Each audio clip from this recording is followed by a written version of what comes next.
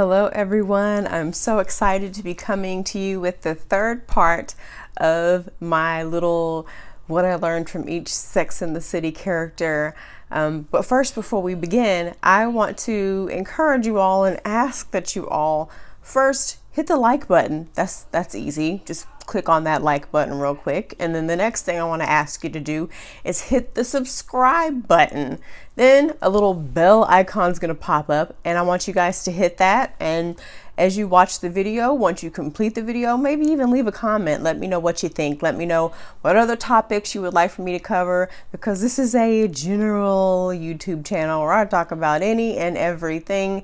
So yes, I really appreciate your feedback and thank you so much for your support. We've discussed Miranda, we've discussed Charlotte. In this video, we are going to discuss Samantha Jones. I love Samantha Jones. And she just added the spice to the Sex and the City series. And I want to talk about some wonderful things that I've learned from her that I think we can all take away from this amazing character. The first thing that I learned from Samantha Jones is how I am in charge of myself. That it is okay to be that sexy, spunky person, but that doesn't mean that you're not selective. You still have a choice. You still say no.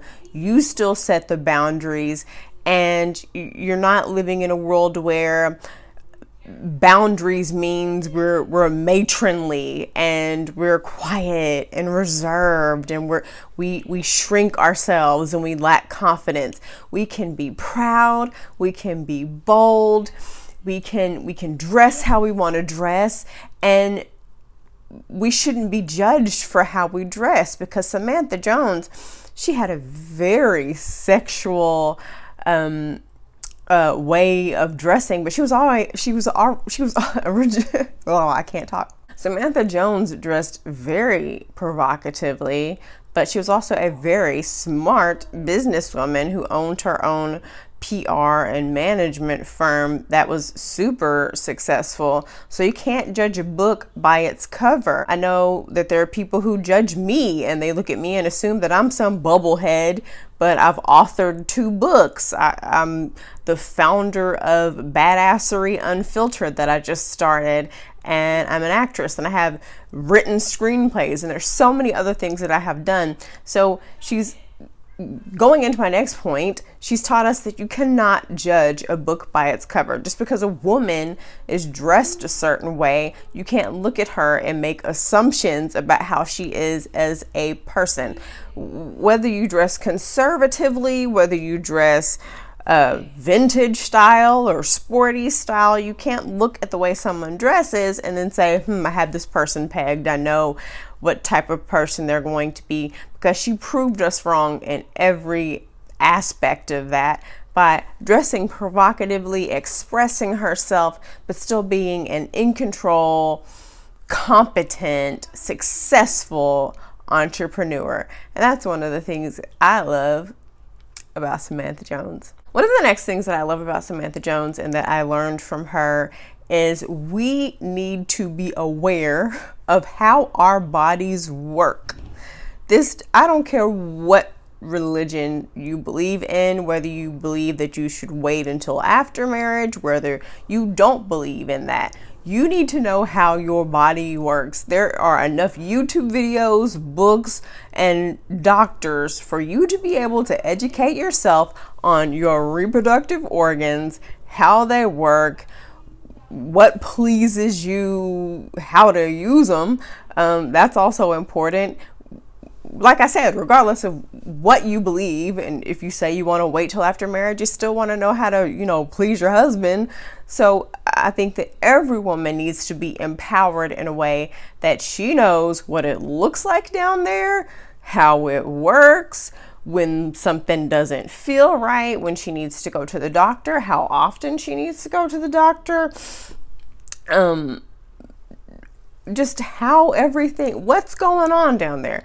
I don't know how the car I'm driving works, but I can tell you one thing. I know how my body works. I probably know a little too much about how my body works. I remember growing up thinking that I wanted to become an obstetrician gynecologist. Now I'm not good at math or science, so that didn't really work out. But I did a lot of research and I know a lot about my body, the female reproductive system, and I know about a lot about a man's body and how sex works and how things happen, and I think that that is something that every woman should learn about. If you are embarrassed to ask those questions of your doctor, which you should have a doctor, you should be seeing them at least once a year, bare minimum.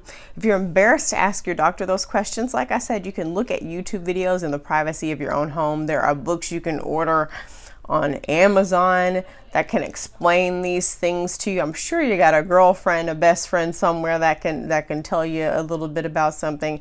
But every woman, bare minimum, you need to know how your body works, what's going on down there when you are in a relationship or in a marriage.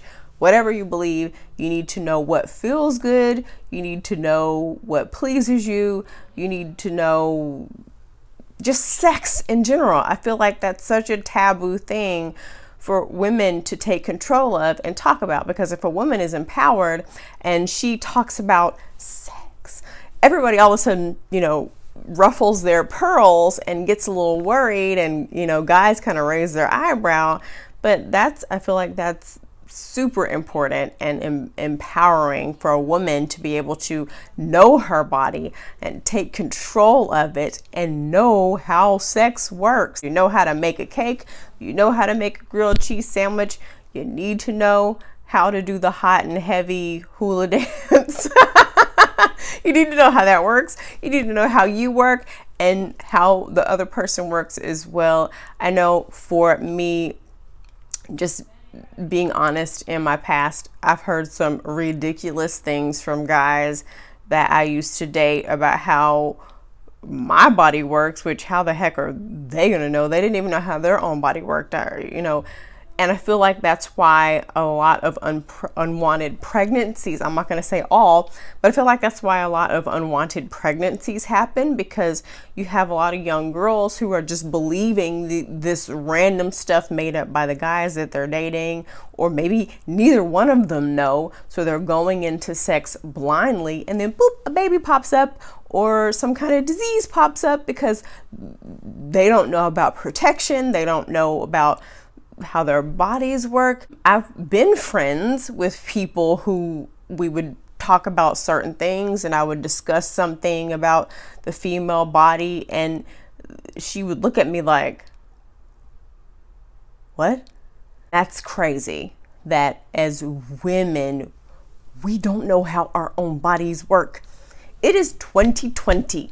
Ask your doctor, ask your best friend, get a book, watch a YouTube video, learn how your body works, learn how sex works, so that when you get into the right relationship, when you get into a marriage, whatever you believe, you know how to take control of your body, you know how to use your body, you know what feels good, and everything will work out for you perfectly. And just for health in general, you should know how your body works, so that if there's any issues, you know what to talk about with your doctor, and you know what to expect when you go to the doctor.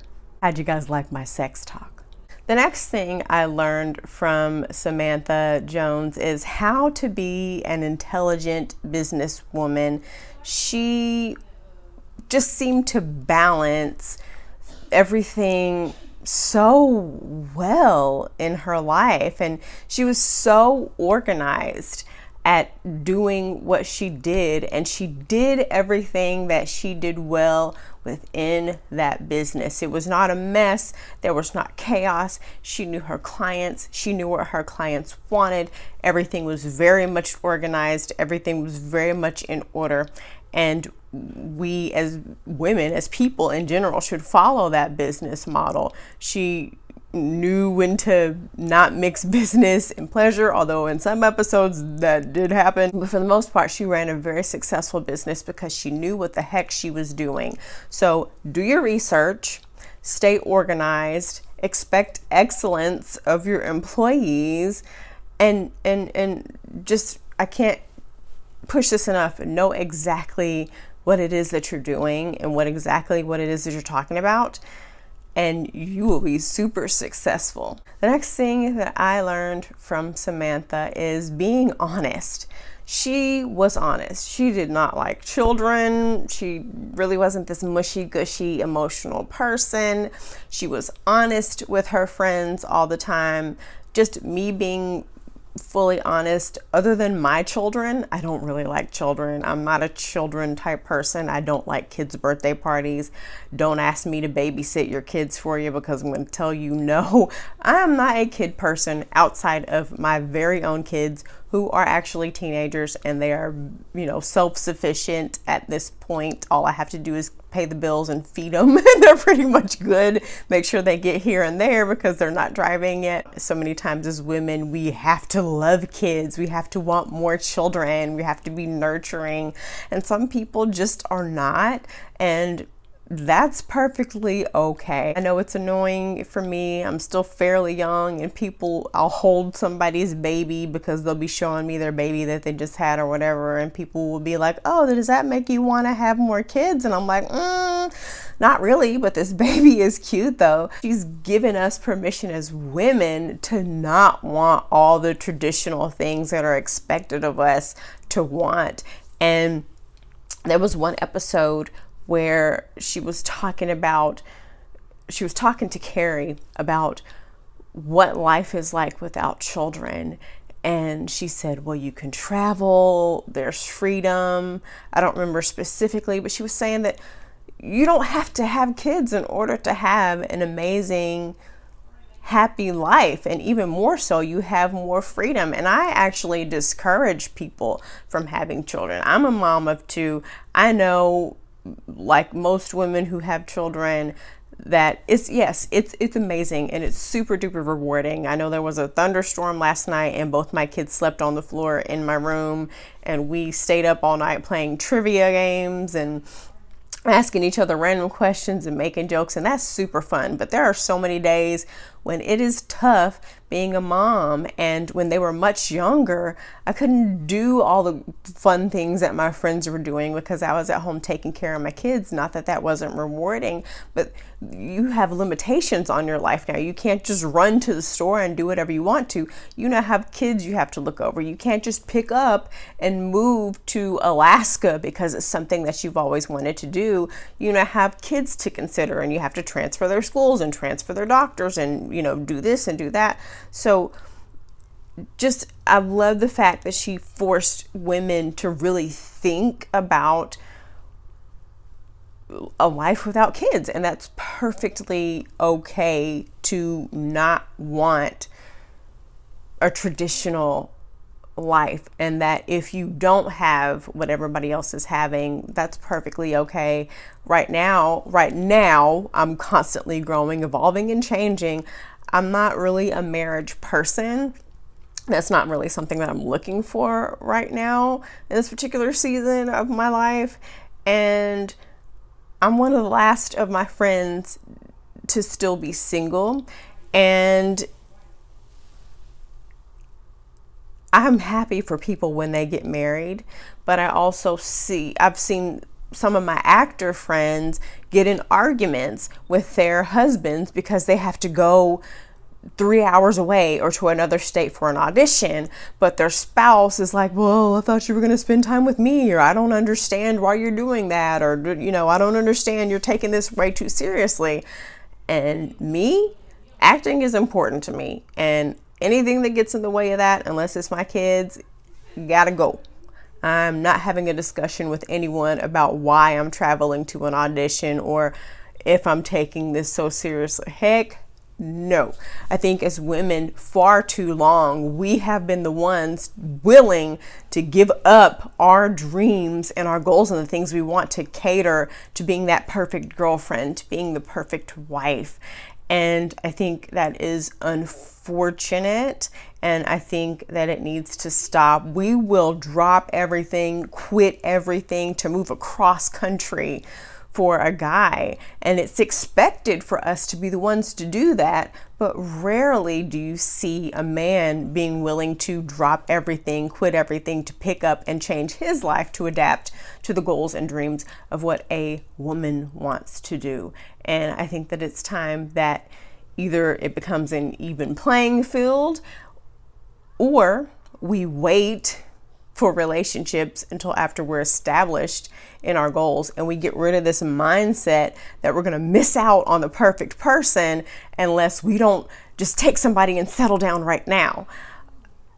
That's coming from a lack mindset, and I believe that love is infinite, and I believe that love is continuous, and I believe that love is always going to be out there. So I feel settled, and I don't feel the need to, well, if I don't get married now, then I'm never going to have it. No. If anything, I think the best case scenario is for you to go on about chasing your dreams and your goals, and hopefully along the way in that journey, you'll meet someone who's running in the same direction as you, and you guys will look and say, hey, you're running in the same direction as me. Hey, you're running in the same direction as me too. Let's run together. And you guys will be happy forever and ever. Hopefully, because the divorce rate is at like 50%. Anyway, don't want to put a damper, but whatever. Let's just get to the next point. Another thing that I love about, I was going to say Miranda. Another thing that I love about Samantha Jones is that she was not afraid to be honest about being selfish, and she in the movie she was telling the girls, in the first movie she was telling the girls how long her and Smith were in the relationship, everything was about him, and she missed the fact that things once circled around her and things were once all about her. And I can relate to that, because right now in my life, I need everything to be about me.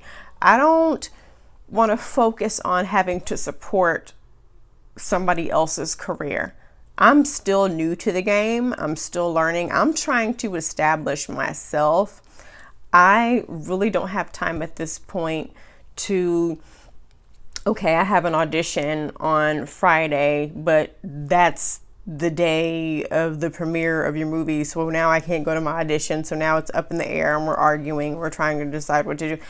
At this point in my career, it's best that I just stay focused and not have anything hindering me outside of any issue that might pop up with my children. And like I said before, I wish more women took on that attitude, because we are so quick to surrender, roll over, and give up on ourselves and our dreams to accommodate for someone else. And I'm comfortable in the fact that when that right person comes along, maybe I'm in la la land, I don't know, but I don't want to be with someone where I feel like I have to give up my hopes and dreams, or shrink back on my hopes and dreams, or compromise on my hopes and dreams in order to fit into that relationship. That's a relationship that I do not want to be a part of. And I think that is definitely something that I love and commend Samantha Jones' character for being able to speak up on. At this point, I want to be selfish. I want it to be all about me. When I'm ready to share my life with someone, it will happen. But as for right now, what's best for me is everything revolving around me. I hope you guys enjoyed this video about things I learned from Samantha Jones. If I missed anything, put it in the comments. If you disagree with something I said, put it in the comments. If you liked something that I said, put it in the comments. And in the next video, in the last video of this series that I'm doing, we will discuss things that I have learned from Carrie Bradshaw. Thank you guys so much for watching. Don't forget to hit the like button. Don't forget to subscribe and hit the bell icon to be notified when I do more videos. I love you guys so much, and I will see you guys in the next video.